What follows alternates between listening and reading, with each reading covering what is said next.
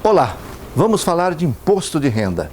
A Instrução Normativa 1690, que foi publicada no Diário Oficial do último dia 22 de fevereiro, traz as novidades e as regras que embasam o IRPF 2017.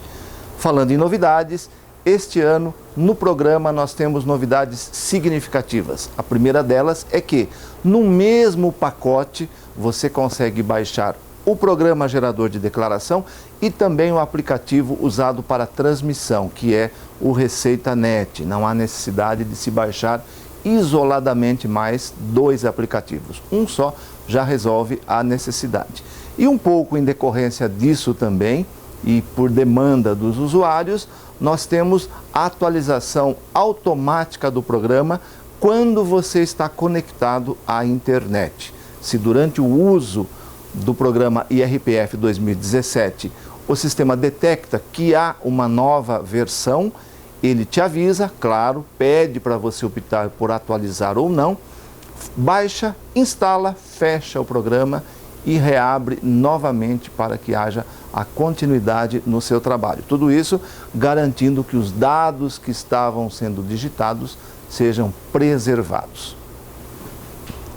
Ainda com relação às novidades, nós tivemos algumas fichas do programa reescritas, remodeladas, realocadas em termos de linhas. As principais mudanças estão na ficha de rendimentos isentos e não tributáveis e também na ficha de rendimentos tributados exclusivamente na fonte. Com relação a essas duas fichas, agora nós preenchemos exatamente como preenchíamos as outras fichas, ou seja, entro com o lançamento e nós temos uma aba que mostra os totais. Então, se eu tenho 2 ou 3 lançamentos que referem-se a uma mesma linha, eu vou por 3 vezes incluir essa informação.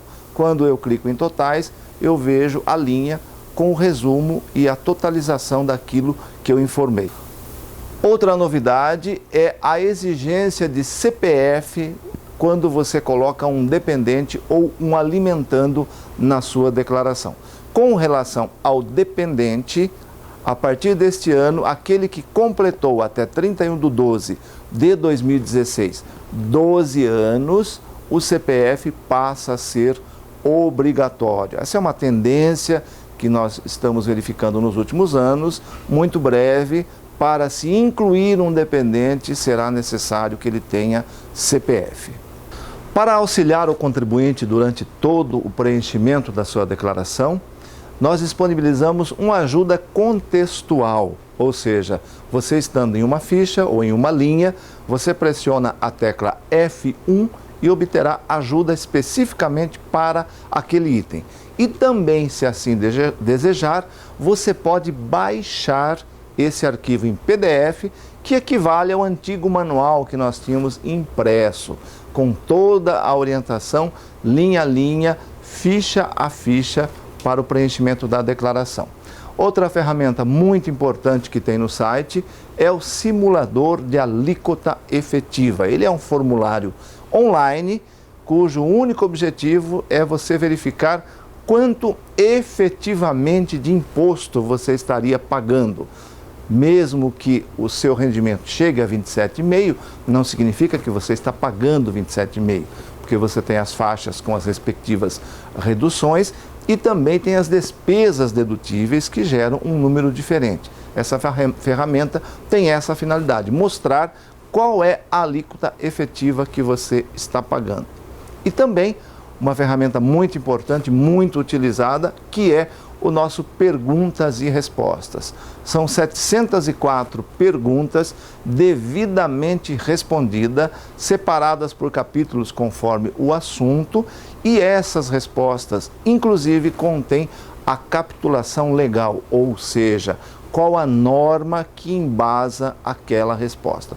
Consulte sempre o nosso Perguntas e Respostas e assim evite cometer erros no preenchimento da sua declaração. Encerrando as novidades, temos este ano na ficha de identificação a solicitação também do e-mail e do celular.